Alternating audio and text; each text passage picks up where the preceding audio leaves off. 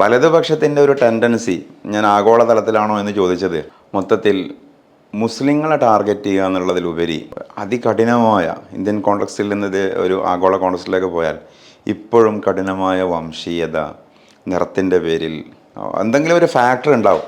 ആ ഫാക്ടറിനെ മുൻനിർത്തി കുറേ അപരന്മാരെ ഉൽപ്പാദിപ്പിക്കുക, ഐഡിയോളജിക്കൽ അതേഴ്സിനെ ഉൽപ്പാദിപ്പിക്കുക.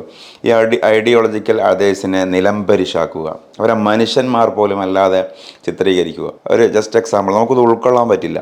ഇപ്പോൾ സാറത് ശ്രദ്ധിച്ചിട്ടുണ്ടോ ഇല്ലയെന്നറിയില്ല.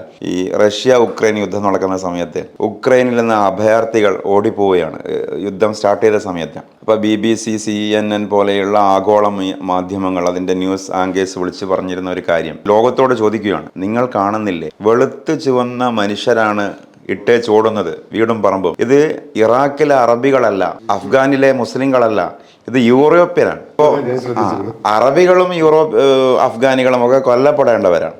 ഗാസക്കാരും മറ്റും ദുരിതാശ്വാസ ക്യാമ്പിലേക്ക് നീങ്ങുക എന്നുള്ളത് പ്രകൃതി നിയമമാണ്. പക്ഷേ ഇത് വെളുത്തു ചുവന്ന യൂറോപ്യർക്ക് പറ്റാത്തതാണ് എന്ന ആ ബോധം തന്നെയാണ് ഇന്നും യൂറോപ്പിനെ നയിക്കുന്നത്, വലതുപക്ഷ യൂറോപ്പിനെ നയിക്കുന്നത്, വലതുപക്ഷ അമേരിക്കയെ, ഡൊണാൾഡ് ട്രംപിനെ നയിക്കുന്നത്, റിപ്പബ്ലിക്കൻ പാർട്ടികളെ നയിക്കുന്നത്, ഇന്ത്യയിൽ അതിൻ്റെ ഇന്ത്യൻ പതിപ്പിനെയും നയിക്കുന്നത്. പാർട്ടിയുടെ പേര് നമ്മൾ പറയണ്ട. അപ്പോൾ ആ ടെൻഡൻസി ഒരു ആഗോള ടെൻഡൻസിയാണ്. ആ ടെൻഡൻസിക്ക് എതിരാണ്